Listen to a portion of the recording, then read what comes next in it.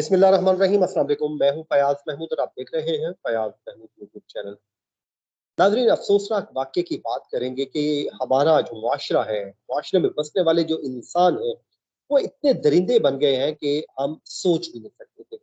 रानीपुर की नन्ही फातिमा जो इस दुनिया में तो नहीं है, लेकिन मैं यकीन रखता हूँ कि वो रोज़े क़यामत अपने जो मुल्ज़मान हैं, इनके ऊपर वो ज़रूर फ़र्द जुर्म आयद करेगी। उस जुर्म के तहत जिसके तहत उसको बगैर किसी कसूर के इस दुनिया से रुखसत कर दिया गया, सिर्फ मारा नहीं गया, जुल्म की वो सारी हदें पार कर दी गई। पोस्टमार्टम रिपोर्ट में वो चीजें सामने आई हैं कि इंसान अपने कानों को हाथ लगाता है कि ये कोई इंसान इतना जालिम, इतना दरिंदा भी हो सकता है।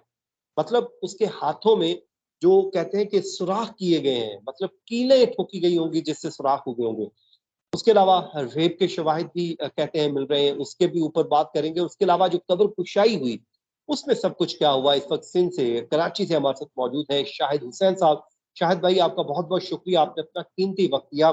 सोशल जो भी मामलात होते हैं और इस तरह के जो केसेस हैं, हमारी सोसाइटी का जो अलमिया बन चुके हैं, हम बात करते हैं। और आज इसलिए आपसे बात कर रहे हैं क्योंकि आप इन केसेस को बड़ा करीब से देखते हैं।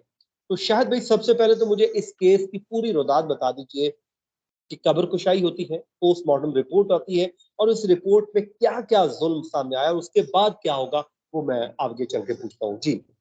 काव्या, आपका बहुत शुक्रिया। देखिए, पोस्टमार्टम रिपोर्ट से जाने से पहले आपने वडेरों की मिसालें सुनी होंगी कि वडेरे कितने ज़ालिम और जाबिर होते हैं।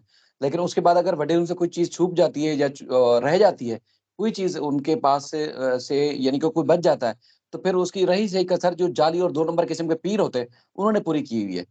ये जो रानीपुर का इलाका है, इन्होंने पूरा किला बनाया हुआ है और उस किले के अंदर इन्होंने सिर्फ ये बच्ची नहीं, दर्जनों बच्चियों को रखा हुआ है। ये वाक़या सामने आने के बाद लोगों में आपको पता है कि हिम्मत पैदा हुई और कई और बच्चियाँ हैं जिन्होंने तशद्दुद और जिनसी तशद्दुद और ना जाने कौन-कौन सी चीज़ें बताई हैं मीडिया को, सोशल मीडिया के ऊपर, यानी कि वो बोलने पर मजबूर हुए हैं।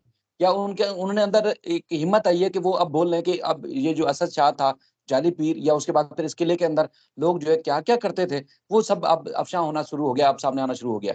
देखिए, ये बात भी यानी कि ये जो फ़ातिमा का जो कमसिन बच्ची फ़ातिमा का मामला है, ये भी इतनी तेज़ी से पुलिस ने फुर्तियाँ दिखाई, इतनी तेज़ी से जो है वो पुलिस एक्टिव हुई और उसके बाद फिर फ़ौरी तौर पर एसएचओ एडमोरा और दीगर को उनके खिलाफ कार्रवाई की और इस पीर को भी गिरफ्तार किया, रिमांड लिया। जब तक ये सोशल मीडिया पे चल रहा है, तो मुझे यकीन है कि ये काम या कार्रवाई जारी रहेगी। सोशल मीडिया के ऊपर मीडिया से जब भी ये मामला हटा, तो ये जाली 2 नंबर पीर चूँकि इतना बाअसर हैं, इस किस्म के असर-रसूख रखते हैं कि ये अपना केस भी जो ख़त्म करवा लेंगे और एक जाली और 2 नंबर किस्म का माफ़ीनामा बनवाकर ये केस सिरे से जड़ से ही ख़त्म करा देंगे। क्योंकि आपको पता है कि वडेरों के बाद जो दूसरा असर है सूबाई हुकूमत के मामलात पर या सूबाई हुकूमत के जो महकमे हैं, उनके ऊपर इस किस्म के पीरों का है। यहाँ पर हर दूसरा आदमी जो ऐरा-गैरा, नत्थू-खैरा वो जाली और 2 नंबर का पीर या शाह बना हुआ है। तो इनका कोई कुछ बिगाड़ नहीं सकता। सरकारी महकमों में भी, उर्दू में भी, चाहे पुलिस में हो, मुख्तलिफ जगहों पर इनके जो इनकी जड़ें और इनकी जो कहते हैं ना कि हाथ बड़े इतने ताकतवर हैं कि कुछ भी कर सकते हैं। अब मामला आता है, देखें, इस बच्ची का, क्योंकि सोशल मीडिया पे चीज़ वायरल हुई, गिरफ्तारी हुई, जज ने ये फैसला किया कि अब बच्ची का चूँकि पोस्टमार्टम नहीं हुआ था, तो कब्र कुशाई होगी। सबसे पहले जी। तो एक मौज़ाती तौर पर जो चीज़ सामने आई, आपने शायद आपकी नज़र से तस्वीर वो गुज़री हो, वीडियो भी गुज़री हो, जो वहाँ जज मौजूद थे, डॉक्टर और पुलिस और जो भी वहाँ अमला मौजूद था। उन्होंने देखा जब जैसे कब्र कुशाई हुई तो यकीन माने इस तरह पुरनूर तरीके से एक उसका जो चेहरा था, वो हैरान रह गए कि ऐसा लग रहा है कि जैसे अभी तो तदफ़ीन हुई नहीं है सिरे से जैसे। ऐसा लग रहा है, बिल्कुल पुरसुकून तरीके से बच्ची लेटी हुई थी। और आपको पता है कि जब तदफ़ीन होती है तो उसके बाद फिर जो कब्र के हशरात होते हैं, आपको पता है कि जिसमें कि किसी न किसी को उस हिस्से को नुकसान ज़रूर पहुँचाते हैं, लेकिन इस बच्ची के जिस्म के किसी भी हिस्से को हशरात ने नुकसान नहीं पहुँचाया था। ऐसा लग रहा था कि जैसे जन्नत की परी जो है वो आराम कर रही है। शाहिद दूसरा भाई, इस तरह की जो मौत होती है, हादसाती मौत हो गई या कत्ल हो गया, ये शहादत की मौत है। तो बिल्कुल, हम बिल्कुल, शहादत के अगर दर्जे पे फैज़ हैं। जो हमारा ईमान है कि जो शहीद है वो ज़िंदा होते हैं। तो बस आप यहाँ से अंदाज़ा लगा लीजिए कि ये बच्ची किस रुतबे पे अल्लाह ताला ने इसको फ़ाइज़ किया है, और इसकी जो कब्र खुदाई होती है, कुशाई होती है, और उसका जो आप हालत बता रहे हैं, उससे आप अंदाज़ा लगा लें कि ये बच्ची कितना ज़ुल्म बर्दाश्त करके गई है। लेकिन आगे अल्लाह ताला ने उस बच्ची को सँभाला है, और इंशाअल्लाह उस बच्ची को अगली जहान उसके बहुत आसान है। लेकिन इन लोगों का जो दुनिया भी ख़राब है और आखिरत भी ख़राब है। जी, प्लीज़। बिल्कुल। दूसरा दूसरा जैसे जो रिपोर्ट मुरतब की गई, क्योंकि ये तो निशानदेही हो चुकी है कि जिस्म का कोई ऐसा हिस्सा नहीं था जो बचा हुआ हो। हर किस्म का तशद्दुद किया गया, हड्डियाँ तोड़ी गई और यानी कि वो तशद्दुद की तो 100% तस्दीक हो चुकी है।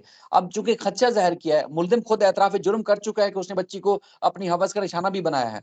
मुल्ज़िम के डीएनए और उसके जो दीगर साथी हैं, उनके डीएनए ले लिए गए हैं और उनकी जाँच जो है वो जारी है। लेकिन चूँकि मेडिकल आपको पता है कि मासूम बच्ची है, अब इस तरह तो किसी का वो कहते हैं कि हिम्मत भी नहीं होती कि बच्ची के बारे में इस तरह की बात करे कि उसको साथ ज़्यादती भी की गई। लेकिन उन्होंने इब्तिदाई तौर पर लफ्ज़ खदशे का इस्तेमाल किया है। लेकिन जो मौजूद टीम थी, जो मेडिकल बोर्ड में शामिल थी, वो यकीन से कह रहे हैं कि बच्चे के साथ ज़्यादती भी की गई है।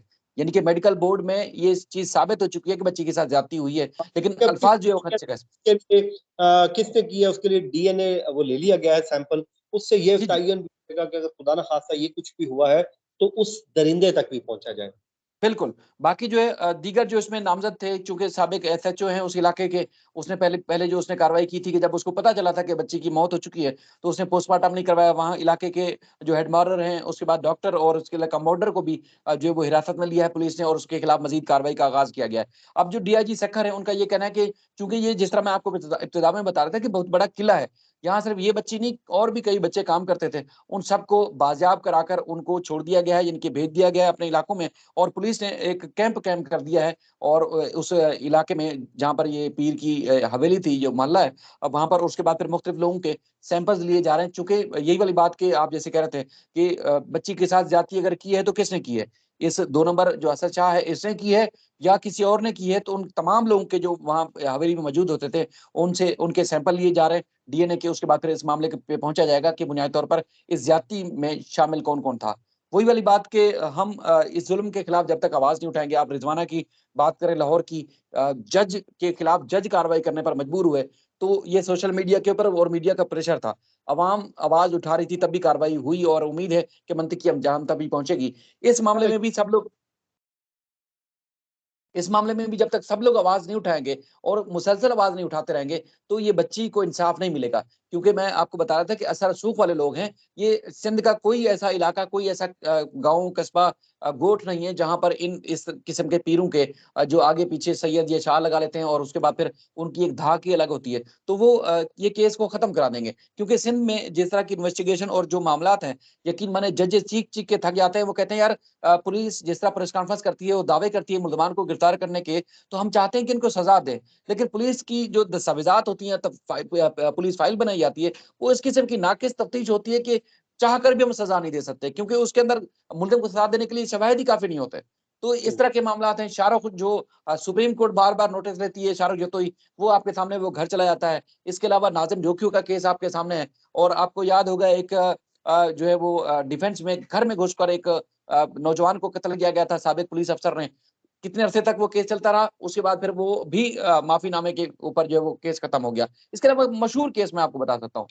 बात ये है कि ये लोग ना इनको खौफ़े खुदा नहीं है। ये लोग समझते हैं कि यहाँ पे हम पुलिस को खरीद लेंगे, निज़ाम को अपनी बांदी बना लेंगे, तो शायद हमारा कोई कुछ बिगाड़ नहीं सकता। ये भूल जाते हैं कि ये ज़िंदगी जो है बिल्कुल छोटी-सी है और एक दिन आपने अल्लाह ताला की अदालत में पेश होना है, मैंने, आपने, हर किसी ने। तो इनका वहाँ पर क्या हश्र होगा, इनको इस बात का ज़रा-सा भी इदराक नहीं। बिल्कुल, ऐसा ही है। क्योंकि ये इन्होंने पूरा निज़ाम को खरीदा हुआ है। बता रहा हूँ ना कि अब खुद वो शराब पीता है, वो ज़्यादती करता है और खुद को कहता है कि सैयद, और सैयद कितना बड़ा रुतबा है आप खुद तसव्वुर भी नहीं कर सकते। कि मतलब हम बिल्कुल। जैसे लोग तो उनके कहते हैं कि वही वाली धूल के बराबर भी नहीं है।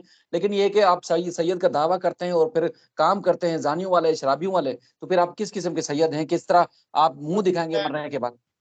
लोगों से इतनी अपील ज़रूर करूँगा, आप लोगों से अक़ीदत भी रखें, एहतराम भी उनका कीजिए, लेकिन किसी को ये इजाज़त मत दीजिए कि वो आपको या आपके बच्चों को नोचना शुरू कर दे। एहतराम उसका अपनी जगह पे, लेकिन आपका जो हक है, हकूक है, उसका भी एहतराम होना चाहिए। तो बिल्कुल। शायद भाई अब आने वाले दिनों में इसका क्योंकि रिमांड चल रहा है, तो फर्दर रिमांड के लिए रुजू किया जाएगा?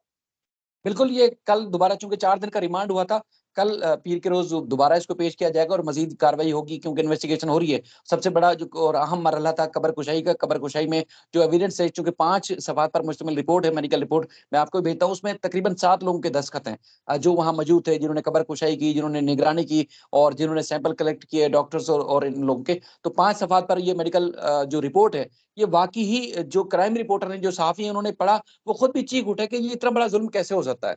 जो रिपोर्ट में इंकशाफ हुआ है और 5 दिन के बाद इसका बच्चे की जो कबर कुशाई हुई है, तो उसमें जो एविडेंस है उसका ज़ाहिर है वो फोरेंसिक भी होगा, उसकी जाँच होगी और उसके बाद फिर ये जो इस दौरान ये मुल्ज़िम का दोबारा रिमांड लिया जाएगा और जो जिन लोगों ने शवाहिद को मिटाया या उसके बाद फिर जो लोग इस सारे केस को मिटाने में या उसकी सहूलतकारी जो मुलव्वस थे पुलिस वाले, उनके खिलाफ भी कार्रवाई होगी। तो ये अगले 4-5 दिन जो है इस केस के लिए मज़ीद अहम है। सबसे ज़्यादा तो ये है कि जब फोरेंसिक रिपोर्ट आ जाएगी तो शायद उसके बाद फिर मज़ीद इस केस के बारे में कुछ कहा जा सकेगा। ठीक है। शाहिद भाई आपको बहुत-बहुत शुक्रिया इस दुआ के साथ, इस उम्मीद के साथ कि फ़ातिमा को इंसाफ मिलेगा और अल्लाह करे हमारा ये जो बोसीदा किस्म का निज़ाम है, ये इंसाफ दे, वरना वो कहते हैं ना कि जब मिट जाएगी मखलूक़ खुदा तो तब कोई इंसाफ करोगे। तो मेरे ख़्याल में अब हमारे जजेस को, हमारे इदारों को कम से कम इस बच्ची को ज़रूर इंसाफ देना चाहिए, वरना साहिब इख्तियार याद रखें कि रोज़े क़यामत इस बच्ची का हाथ होगा और इनका गिरेबान। मुझे और शाहिद भाई को दीजिए इजाज़त। अपनी दुआओं में याद रखिए। अल्लाह ने के बाद।